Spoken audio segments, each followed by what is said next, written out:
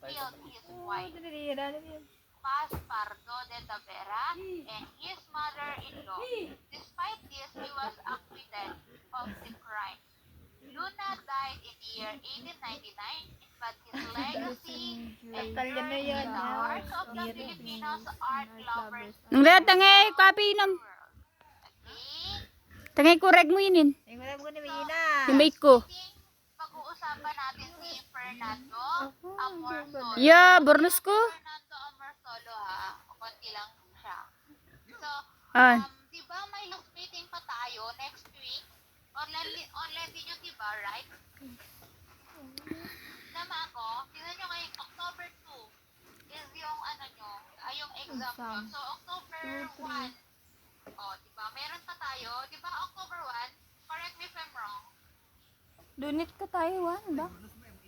So, next meeting online. Malamang napusi na.